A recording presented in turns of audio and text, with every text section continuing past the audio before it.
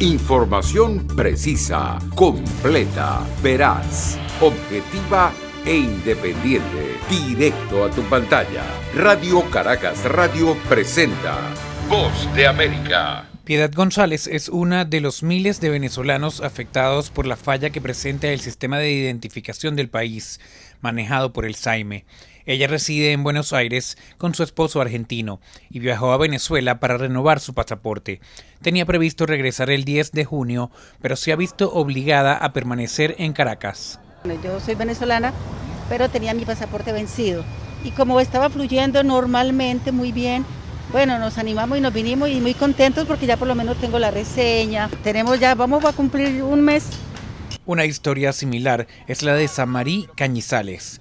Ella tenía previsto visitar a su hija en Estados Unidos, pero después de 2 meses de haber solicitado el pasaporte, aún no lo ha recibido. O sea, una tragedia que estamos viviendo y no podemos hacer nada. Porque si nos molestamos, nos enfermamos y no hay medicina. Transparencia Venezuela insta al gobierno a resolver al menos las solicitudes por emergencias. La ONG dedicada a promover la prevención de la corrupción señala al gobierno de Nicolás Maduro de violar el derecho a la identidad desde el 2019 a través de las múltiples debilidades del sistema automatizado y el establecimiento de procedimientos engorrosos para obtener documentos de viaje. A través de un comunicado, el SAIME reconoció recientemente que su plataforma no está en funcionamiento debido a un presunto bloqueo tecnológico en contra del país y aseguró que trabaja en una novedosa plataforma tecnológica que permitirá reanudar los servicios. Álvaro Algarra, Voz de América, Caracas. La Sociedad Interamericana de Prensa y Fundamedios, 2 organizaciones que defienden la libertad de prensa en la región, están preocupadas por la nueva ola represiva en contra de periodistas nicaragüenses. El pasado jueves fueron detenidos Carlos Lang y Mario Sánchez, 2 colaboradores del confiscado Diario La Prensa. Se ha sentido la censura del régimen que tomó detenidos a 2 conductores del diario La Prensa y adicionalmente entraron a la casa de un fotógrafo del diario La Prensa. Redactores, fotógrafos y conductores de La Prensa actualmente son víctimas de persecución estatal, según denuncia la organización Periodistas Independientes de Nicaragua. Tienen vigilancia constante y definitiva de colegas periodistas en distintas zonas del país. Periodistas siguen recibiendo amenazas vías telefónicas. El periodista Willy Narváez, quien por más de una década ha trabajado en medios radiales, televisivos y escritos, asegura que los pocos medios que operan en Nicaragua dejaron de cubrir la situación política por temor. De una u otra manera han sacado de sus agendas informativas el tema de los derechos humanos, solamente temas superficiales, temas de accidentes de tránsito, es decir, Ortega y Murillo le temen a la prensa independiente y por eso están empujando al exilio a muchos de los colegas. El gobierno no se ha pronunciado sobre las denuncias de las organizaciones internacionales. Sin embargo, un juez de Managua dictó 90 días de prisión para los trabajadores de la prensa, quienes dieron una amplia cobertura a la expulsión de Nicaragua de las misioneras de la caridad. Donaldo Hernández, Voz de América. El reporte final de la Comisión de la Verdad en Colombia llegó este miércoles a las manos del secretario general de las Naciones Unidas, Antonio Guterres, quien se reunió a puerta cerrada con el presidente de la comisión, el padre Francisco de Roo, y los comisionados Saúl Franco y Alejandra Miller. El sentido de la reunión fue sobre todo agradecerle al secretario general de Naciones Unidas el apoyo enorme que nosotros hemos recibido directamente de él y queríamos pedirle que ese apoyo siga ahora para que las recomendaciones surgidas del dolor de las víctimas se pongan en práctica. El comisionado Saúl Franco se refirió a los retos para avanzar debido a la pandemia, los enfrentamientos armados en varias zonas del país y la falta de apoyo de autoridades gubernamentales, mientras reiteró el impacto del reporte. Es una verdad que rompe el negacionismo que ha habido en el país. En el país ha habido muchos sectores que han pretendido decir aquí no hubo conflicto. Esta comisión recoloca totalmente la discusión nacional. Parte de la premisa obvia, sí hay conflicto. Segundo, sí nos afectó a todos en distinta medida, pero nos afectó y muchísimo. Y establece una hoja de ruta que busca evitar que la historia del conflicto se repita, explicó Alejandra Miller. Nosotros construimos 11 grandes hallazgos de la comisión. Hacemos como una valoración sobre cuáles son los factores de persistencia que hacen que el conflicto armado no tenga un fin absoluto en Colombia a pesar de los múltiples desarmes. Los miembros de la comisión, quienes presentarán el reporte ante el Consejo de Seguridad este jueves, resaltaron la respuesta positiva del presidente electo Gustavo Petro para avanzar en la implementación de las recomendaciones. Celia Mendoza, Voz de América, Naciones Unidas. California agregó una nueva ley a su arsenal para combatir la violencia de armas de fuego. Ya no pueden ocultar la masiva destrucción que han causado. El gobernador Gavin Newsom ratificó la legislación que establece normas de conducta que deben cumplir fabricantes de armas al vender o distribuirlas en California y los responsabiliza si sus armas se usan de forma irresponsable o causan daños. Si ha resultado lesionado o un miembro de su familia ha sido víctima de la violencia con armas de fuego, puede ir a los tribunales y responsabilizar a los fabricantes de estas armas mortales. Ellos tendrán finalmente que rendir cuentas por su participación en esta crisis. Los gobiernos locales y Departamento de Justicia también podrán presentar demandas por negligencia. David Sklansky es profesor de leyes en la Universidad de Stanford. La ley dice que los fabricantes de armas de fuego serán considerados responsables si no toman las debidas precauciones para garantizar que éstas no vendan a individuos que puedan hacerse daño a sí mismos, a otras personas o usarlas ilegalmente. La industria debe asegurarse de que las armas que vende no se utilizan de forma indebida. Se espera que grupos defensores de los derechos de las armas intenten impugnar la ley. Creo que California tiene buenos argumentos en el sentido de que esta ley no está limitando el derecho de las personas a obtener armas de fuego para su protección. Y esa es la mayor preocupación de la Corte Suprema. Esta nueva ley entrará en vigor en julio del 2023. Verónica Villafañe, Voz de América, Los Ángeles. A trabajar. Según el gobierno mexicano, en $40,000 millones se calcula la inversión de empresas estadounidenses en ese país de aquí a 2024. Así lo resaltó el presidente López Obrador este miércoles en un evento con empresarios que cerró su visita a Washington. El mandatario mexicano regresa a su país tras haberse comprometido con el presidente Joe Biden a invertir $1.500 millones en infraestructura fronteriza entre 2022 y 2024. Inversiones necesarias en la frontera compartida, dijo el embajador de Estados Unidos ante México, sin explicar de qué manera podrían frenar el récord de cruces irregulares de migrantes de los últimos meses. La seguridad es clave. Tenemos que tener fronteras seguras y en todas partes. Es una de las principales agendas en las que estamos trabajando. Muchas gracias, ya me voy.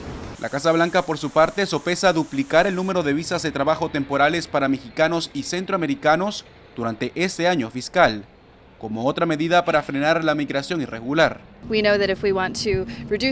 Sabemos que si queremos reducir la cantidad de personas que migran irregularmente, que tienen que depender de estas redes criminales de contrabando, tenemos que expandir la cantidad de vías legales y esto realmente va en sintonía con nuestra agenda económica. Tenemos escasez de mano de obra aquí en Estados Unidos. Sabemos que México también. Y esto de las visas que está proveyendo el presidente Biden no va a solucionar este problema. Líderes republicanos en el Senado, como Marco Rubio, reconocieron la cooperación con México, pero se mostraron escépticos de las propuestas. Porque la enorme mayoría de las personas que están entrando de manera ilegal y sin documentos no son elegibles para esas visas. Jorge Agobián, Voz de América. Cerca de 5,000 familias migrantes fueron separadas por la aplicación de la política fronteriza Tolerancia Cero cuando llegaban a la frontera entre Estados Unidos y México en busca de asilo. La política ya no está vigente, pero 5 años después, 180 niños siguen separados de sus padres y los que se han reunido todavía están en el limbo. Y el punto más importante, donde todavía estamos negociando, habrá un camino para que permanezcan permanentemente en Estados Unidos y esperamos que, en última instancia, podamos encontrar una manera de darles a las personas una oportunidad justa de solicitar quedarse. De lo contrario, simplemente serán enviados de regreso al peligro, o el padre será enviado de regreso. La administración del expresidente Donald Trump aplicó ese trato a migrantes que eran encontrados cruzando ilegalmente la frontera. Los padres fueron acusados penalmente y y encarcelados. Sus hijos fueron puestos bajo custodia federal. Comenzamos a recibir llamadas de personas en el terreno que decían: creemos que los niños están siendo separados de sus padres. Entonces comenzamos a investigar. Quedó claro que en realidad estaba sucediendo. A la fecha se han presentado más de 20 demandas por parte de migrantes separados en la frontera. Esta política provocó indignación bipartidista, lo que puso fin a su vigencia. La lección es que no hay cura para eso, no hay vuelta atrás en ese momento y el daño será duradero e intenso. Algunos niños estaban en hogares de cuidado, otros fueron enviados a parientes lejanos que no conocían. Los conservadores criticaron la idea de ofrecer pagos a las familias. En noviembre pasado, algunos republicanos del Senado instaron al presidente Biden a detener cualquier compensación financiera. José Pernalete, Voz de América. El secretario general de la Organización de las Naciones Unidas afirmó que las conversaciones con Ucrania y Rusia que se sostienen en Turquía dieron un paso decisivo para garantizar la exportación segura de productos alimentarios ucranianos a través del Mar Negro y a tiempo de brindar la información, agradeció el compromiso para ayudar al mundo a no enfrentar una situación extrema de inseguridad alimentaria. El secretario Guterres sostuvo que en el marco de las crisis globales que afectan en este momento al mundo, este avance proporciona un rayo de esperanza, una esperanza real para aliviar el sufrimiento humano y el hambre en el mundo, una esperanza para los países en desarrollo y la gente más vulnerable, dijo y añadió. Hoy es un paso importante y sustantivo, un paso en el camino hacia un acuerdo integral. También debemos hacer más por las personas que luchan en los países en desarrollo y que se ven golpeadas por una crisis financiera y de energía alimentaria que no han provocado. Debemos hacer más para ayudar a todos aquellos que viven en los márgenes de los países del mundo al borde de la bancarrota y por las familias al borde de la hambruna. Guterres subrayó una vez más la importancia de que los alimentos ucranianos y los alimentos y fertilizantes rusos estén disponibles en los mercados mundiales y aludió a sus visitas a Moscú y Kiev para proponer soluciones en ese sentido, afirmando que desde entonces la ONU ha trabajado incesantemente con las partes, al igual que con el gobierno de Turquía, para lograr un acuerdo. Por su parte, el ministro de Relaciones Exteriores de Ucrania, Dmytro Kuleba, sin dar más detalles, dijo que un acuerdo estaba a 2 pasos de distancia antes de que comenzaran las conversaciones sobre las exportaciones en Estambul con funcionarios de Rusia, las Naciones Unidas y Turquía. Más de 20 millones de toneladas de grano ucraniano se almacenan en silos en el puerto de Odesa, en el Mar Negro, y decenas de barcos han quedado varados debido al bloqueo de Rusia. Turquía dijo que tiene 20 barcos mercantes esperando en la región que podrían cargarse y enviarse rápidamente a los mercados mundiales. Yoconda Tapia, Voz de América, Washington. Luego de participar en una ceremonia en homenaje a las víctimas del Holocausto judío en Jerusalén, en la que pudo conversar con sobrevivientes del genocidio, el presidente Joe Biden se reúne hoy con líderes de Israel para abordar los principales desafíos que enfrenta la región. Asuntos complejos como las capacidades nucleares de Irán, los efectos de la invasión de Rusia sobre Ucrania o el conflicto entre Israel y Palestina. En este contexto, durante su encuentro con el primer ministro israelí, Yair Lapid, ambos líderes firmarán un compromiso conjunto para asegurar que Irán no adquirirá nunca armas nucleares, zanjando así largas disputas entre los aliados regionales sobre la diplomacia global con Irán. Durante su cita también abordarán las actividades desestabilizadoras de Irán, en particular las amenazas a Israel, según detalló la Casa Blanca. En un esfuerzo conjunto por consolidar la integración de Israel en el cercano Oriente y abordar retos comunes, el mandatario estadounidense participa en la primera cumbre virtual entre los mandatarios de la India, Israel y Emiratos Árabes Unidos, un encuentro inédito que, entre otros asuntos, se enfocará en la seguridad alimentaria de la zona y el cambio climático. En su discurso de apertura, el mandatario Joe Biden subrayó la importancia de generar alianzas. Los desafíos que enfrentamos en el mundo, el siglo XXI, exigen que encontremos nuevas formas de trabajar juntos, ya sea la aceleración de la crisis climática que se siente aquí en el Medio Oriente todos los días o la creciente inseguridad alimentaria. Todos estos problemas requieren cooperación y colaboración y ninguno de nosotros puede elaborar una respuesta integral por su cuenta.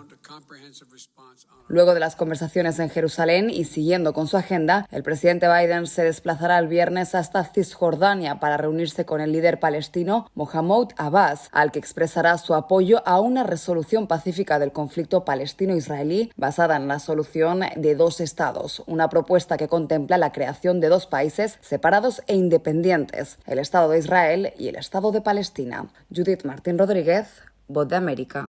Un exprogramador de la CIA fue declarado culpable en la Corte Federal de Nueva York este miércoles de la filtración en 2017 de las herramientas de piratería más valiosas de la agencia de espionaje estadounidense a Wikileaks, 2 años después de que su procesamiento inicial terminara en un juicio nulo.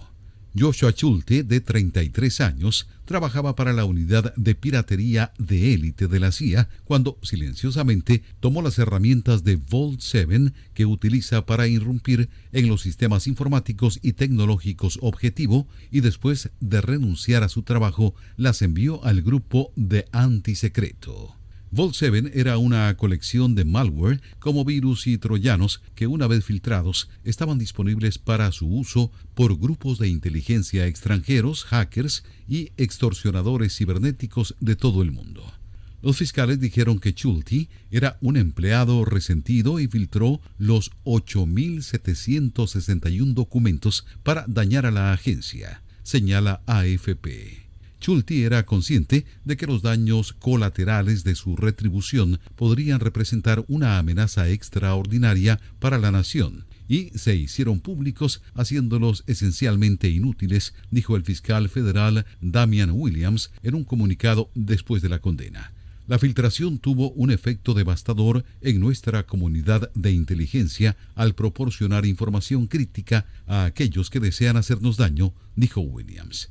Schulte fue uno de los primeros sospechosos después de que Wikileaks comenzó a publicar los secretos, pero fue acusado silenciosamente en septiembre de 2017 solo de tener un sofisticado sistema de pornografía infantil en su computadora. Más tarde se agregaron los cargos relacionados con el robo y la transmisión de información de defensa nacional bajo la ley de espionaje. Tony Cano, Voz de América, Washington. El actor Daniel Radcliffe interpretará el papel del músico Weird Al Yankovic en Weird, The Al Yankovic Story. Yankovic es conocido por parodiar canciones de sus contemporáneos musicales. El músico ha ganado 5 premios Grammy y su disco Mandatory Fun del año 2014 fue el primer álbum de comedia en la historia de la revista Billboard en debutar en el puesto número 1 de la lista Top 200. Sobre la elección de Daniel Radcliffe para el papel, el propio Yankovic dijo que no tiene dudas de que este y no Harry Potter será el papel por el que generaciones futuras recordarán al actor. El estudio cinematográfico Lionsgate y el productor de la película Bohemian Rhapsody, Graham King, van a realizar una película biográfica sobre Michael Jackson. Lionsgate tiene los derechos mundiales de la película, titulada Michael, que también será producida por los ejecutores del patrimonio de Michael Jackson, lo que va a permitir que el proyecto cinematográfico tenga acceso a la música del artista. Josh Logan está encargado de escribir el guión de la película. Él y Graham King colaboraron previamente en The Aviator de Martin Scorsese. Según Lionsgate, Michael será un retrato en profundidad del artista a quien el estudio califica de complicado y que se convirtió en rey de la música pop. La película narra los comienzos de Michael Jackson con sus hermanos, los Jackson 5, el ascenso a la fama y las acusaciones de abuso sexual. Michael Jackson falleció en 2009 a los 50 años. El actor Graham King también está desarrollando la historia de los Bee Gees para la pantalla grande. 2005, Coldplay alcanza el puesto número 13 en la cartelera de canciones pop para adultos y el 5 en la lista de canciones alternativas de la revista Billboard con el tema Speed of Sound. La canción, que ha sido descargada más de 1.000 millones de veces, viene incluida en el tercer álbum de estudio de la agrupación X&Y. La Asociación Estadounidense de Compositores, Autores y Editores reconoció al tema Speed of Sound como canción del año. 2021, Ed Sheeran llega al 4 de las 100 calientes con Shivers. El tema se ubicó en el primer lugar en Canadá, Gran Bretaña, Alemania, Irlanda, Suecia y Suiza. 1970, la banda canadiense The Guess Who pasa 4 semanas en el número 1 de la Hot 100 con American Woman. La canción fue escrita por Randy Bachman, Burton Cummings, Jim Cale y Gary Peterson. En 1999, el actor y músico Lenny Kravitz hizo una versión que llegó al puesto 49. Kravitz es el padre de la modelo, cantante y actriz Zoe Isabella Kravitz Gatúbela, de la película The Batman. Alejandro Escalona, Voz de América.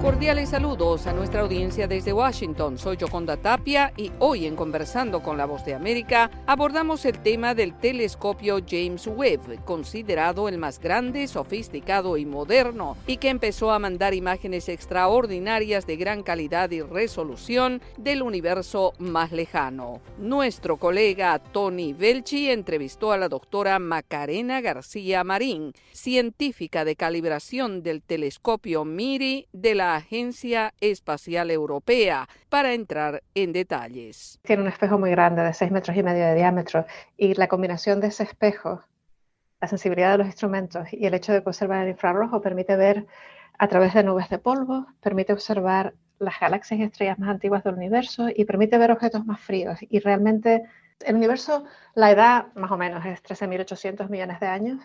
Y ya en estos datos hay galaxias de 13.100 millones de años. Y el objetivo es ir más allá. Porque estos datos que se han hecho públicos son científicamente válidos, pero todavía no ha habido un análisis en detalle, porque el objetivo principal era ofrecerlos a la comunidad. Así que ahora que va a empezar a analizarse y que el telescopio cada día sigue tomando datos, vamos a poder ver cosas que nunca habíamos imaginado, espero. Lo importante de eso es que servirá para entender el pasado, pero también para ver de qué manera, pues por ejemplo, se pueden enviar humanos a otras galaxias incluso, si puede haber vida afuera de nuestro universo. ¿Es así? Enviar humanos a otras galaxias no es algo en lo que Webb lo que hace es, como todos los telescopios, observa fotones, y realmente la fase de exploración, la exploración del universo, en plan con astronautas y naves, pues todavía estamos en una fase temprana. De hecho, el siguiente paso será ir a Marte, me imagino yo. Así que Webb no va a contribuir en eso, pero lo que sí va a contribuir y va a ser muy importante es en el estudio de los exoplanetas, es decir, planetas que orbitan alrededor de otras estrellas que no son nuestro Sol. Y va a ayudar a caracterizar la composición química, cómo son las atmósferas, cómo son las temperaturas, y de hecho ver si la química de la atmósfera y de qué está compuesta y cómo es el planeta, ver si eso es compatible con las condiciones de vida tal y como las entendemos nosotros en la Tierra, digamos. Se presentó en un evento con el presidente Biden uno de esos hallazgos del exoplaneta WASP-96b, ¿es así, verdad? Ese es uno de los datos, sí. Ese es lo que se publicó hoy, pero sí es uno de los planetas que se ha observado. Que incluso había señales de agua. Efectivamente, sí, de vapor de agua en la atmósfera y también señales de que, porque no estaba muy claro si el planeta tenía nubes o no tenía nubes, pero resulta que parece que sí tiene nubes. Entonces, y todo eso, Antonio, con no demasiado tiempo de observación. O sea, cuando ya se le dedique realmente los programas científicos que van a dedicar horas de observación a exoplanetas, van a realmente descubrir cosas muy interesantes, estoy segura. Si nos puedes explicar un poco qué es lo que se descubrió en ese exoplaneta.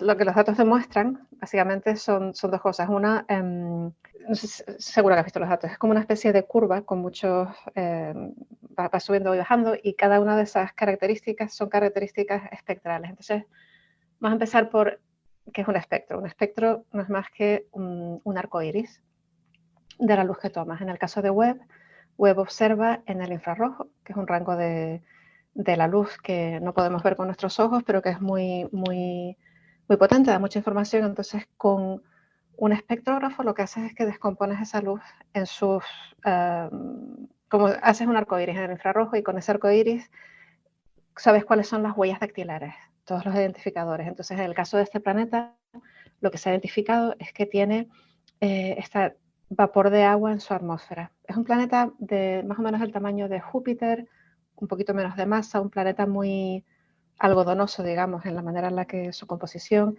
y ya ahora sabemos que tiene nubes y que tiene vapor de agua en su atmósfera. Y eso va a continuar observándose. Hay más programas que van a observar el mismo planeta con otros instrumentos y se va a ir añadiendo información día tras día, básicamente. Era la científica Macarena García Marín, con detalles sobre el extraordinario trabajo del telescopio Webb, que empezó a enviar imágenes del universo más remoto nunca antes vistas. Esto fue Conversando con la Voz de América.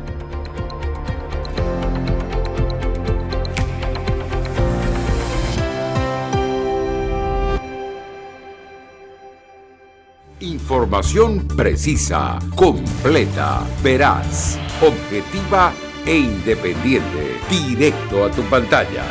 Voz de América en RCR 750.